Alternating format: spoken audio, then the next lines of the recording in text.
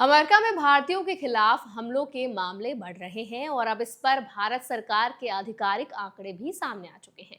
लेकिन सबसे जरूरी बात सिर्फ आंकड़े नहीं है।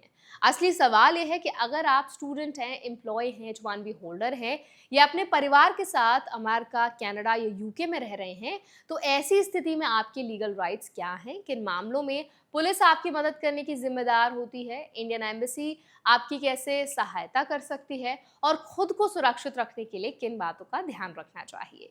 तो आज इस वीडियो में आसान भाषा में यही सभी जरूरी बातें समझेंगे ताकि किसी भी ऐसी स्थिति में आपको सही जानकारी पहले से पता हो। तो चलिए फिर जल्दी से वीडियो शुरू करते हैं। हाय, मेरा नाम है वर्षा दुबर, आप जो देख रहे हैं एनबीटी टेक एड पर।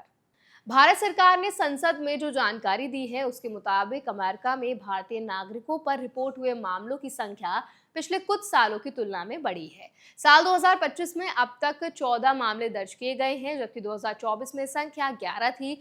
इससे पहले 2021 में एक, 2022 में 6 और 2023 में एक मामला दर्ज हुआ था। वहीं अगर 2021 से 2025 तक का कुल रिकॉर्ड देखिए तो कनाडा में सबसे ज्यादा 36 मामले, अमेरिका में 33 और यूके में 16 मामले रिपोर्ट किए गए।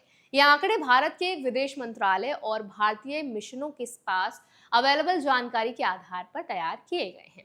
लेकिन यहाँ एक बात समझना बहुत इंपॉर्टेंट है, हर हमला, नस्लीय टिप्पणी या भेदभाव एक जैसा नहीं माना जाता।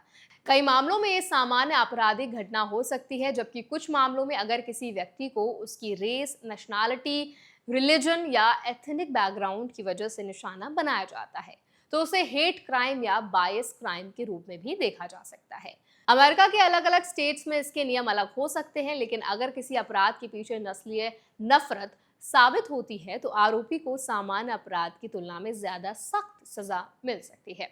अगर किसी भारतीय के साथ ऐसी घटना होती है तो सबसे पहला अधिकार है कि वो बिना किसी डर के तुरंत 911 पर इमरजेंसी हेल्प ले सकता है। अगर खतरा टल चुका है तब भी स्थानीय पुलिस में रिपोर्ट दर्ज कराना बहुत जरूरी है।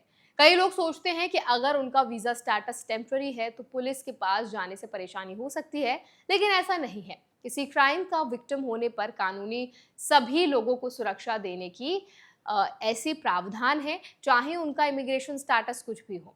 इसीलिए घटना को छिपाने की बजाय उसकी ऑफिशियल रिपोर्ट कराना सही कदम माना जाता है। इसके बाद भारतीय नागरिकों को अपने नजदीकी इंडियन एम्बेसी या इंडियन कॉन्सुलेट से भी संपर्क करना चाहिए। एम्बेसी स्थानीय अधिकारियों से संपर्क करने, परिवार को जानकारी देने, जरूरत पड़ने पर कानूनी सहायता के ऑप्शंस बताने और डॉक्यूमेंट से जुड़ी मदद करने में सहयोग कर सकती है। हालांकि एम्बेसी पुलिस इन्वेस्टिगेशन को कंट्रोल नहीं कर सकती, लेकिन भारतीय नागरिकों को कॉन्सुलर असिस्टेंस देना उसकी जिम्मेदारी का हिस्सा होता है। हाल के समय में सोशल मीडिया पर भारतीयों के खिलाफ ऑनलाइन हेट और नस्लीय टिप्पणियों में बढ़ोतरी की बात कई रिपोर्ट में सामने आई है। खासकर कुछ ऑनलाइन प्लेटफॉर्म्स पर भारतीय प्रोफेशनल्स और H1B होल्डर्स को निशाना बनाकर गलत जानकारी और भड़काऊ बातें फैलाने की घटनाएं देखी गई हैं। लेकिन ये समझना जरूरी है कि सोशल मीडिया पर दिखाई देने वाली हर राय पूरे समाज की सोच नहीं होती। लाखों भारतीय आज भी अमेरिका, कनाडा और यूके में सुरक्षित तरीके से पढ़ाई, नौकरी और कारोबार कर रहे हैं। अगर कोई व्यक्ति आपको ऑनलाइन धमकी देता है, बार बार परेशान करता है या हेट मैसेजेस भेजता है तो स्क्रीनशॉट्स और दूसरे सबूत सुरक्षित रखें। अगर मामला सीरियस हो तो प्लेटफॉर्म पर रिपोर्ट करने के साथ साथ स्थानीय पुलिस को भी जानकारी दें। कई देशों में साइबर हैरेसमेंट और टारगेटेड थ्रेट्स के खिलाफ भी कानूनी कार्रवाई का प्रावधान है। अब बात करते हैं भारतीयों को खुद किन बातों का ध्यान रखना चाहिए। हमेशा अपने जरूरी डॉक्यूमेंट्स की डिजिटल कॉपी सुरक्षित रखें, इमरजेंसी कॉन्टैक्ट्स फोन में सेव रखें, देर रात सुनसान जगहों से बचें और अगर किसी जगह पर माहौल असुरक्षित लगे तो वहां से तुरंत निकल जाएं। किसी भी नस्लीय टिप्पणी का जवाब हिंसा से देने के बजाय कानूनी प्रोसेस अपनाना ही सबसे सुरक्षित और सही तरीका है। तो आई होप ये वीडियो आपके लिए हेल्पफुल रही होगी। अब इस पूरे वीडियो पर आप क्या राय रखते हैं, आपका क्या ओपिनियन है, कमेंट्स में शेयर कर दें। ऐसे और वीडियोस के लिए हमारे चैनल एनबीटी टेक एड को भी जरूर सब्सक्राइब करें।